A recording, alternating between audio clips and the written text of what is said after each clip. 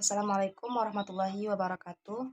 Perkenalkan, nama saya Marliati dari STIT Hamzah Pansuri, Kota Subulusalam, Prodi PAI semester 6.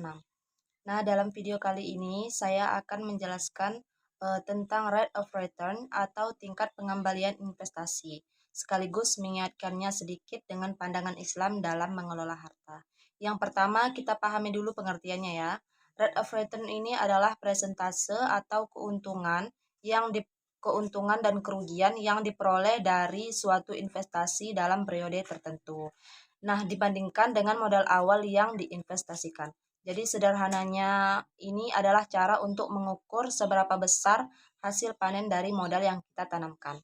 Jadi kita bayangkan saja seperti petani yang menanamkan padi. Jadi modal awal kita adalah benih, pupuk, dan biaya perawatan. Setelah beberapa bulan kita panen. Jadi rate of return ini seperti kita menghitung dari biaya yang sudah keluar, berapa hasil yang kita dapat. Jadi rumus menghitungnya itu sederhana. Rate of return sama dengan nilai akhir investasi dikurang nilai awal investasi dibagi nilai awal investasi kali 100%. Jadi contohnya kita menanam modal 10 juta di sebuah usaha. Lalu setelah setahun nilainya menjadi 12 juta. Maka 12 juta dikurang 10 juta dibagi 10 juta dikali 100% sama dengan 20%.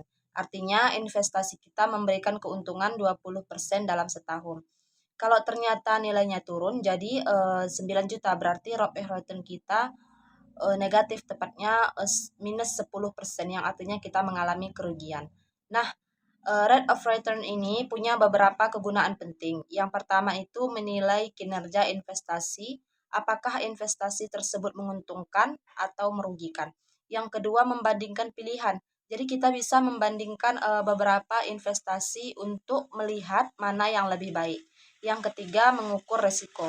Biasanya semakin tinggi potensi rate of return, semakin tinggi juga resikonya. Jadi sekarang kita hubungkan sedikit ya dengan pandangan Islam.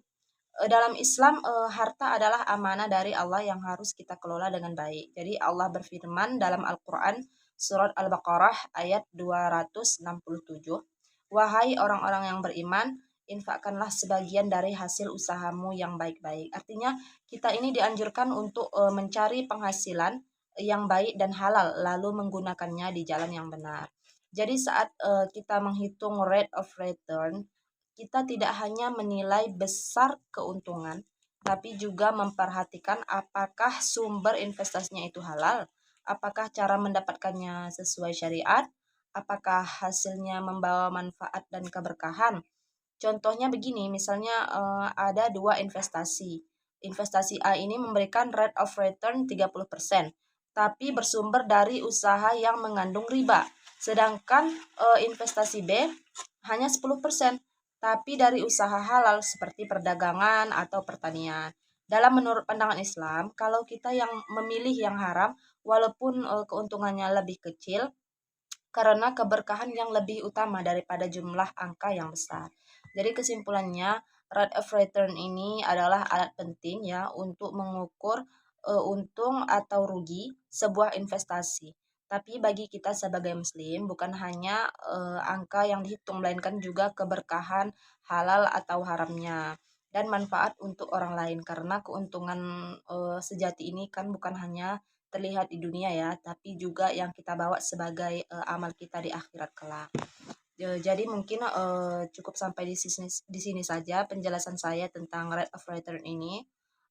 Saya minta maaf apabila banyak kesalahan dalam cara saya menjelaskan. Saya akhiri. Wassalamualaikum warahmatullahi wabarakatuh.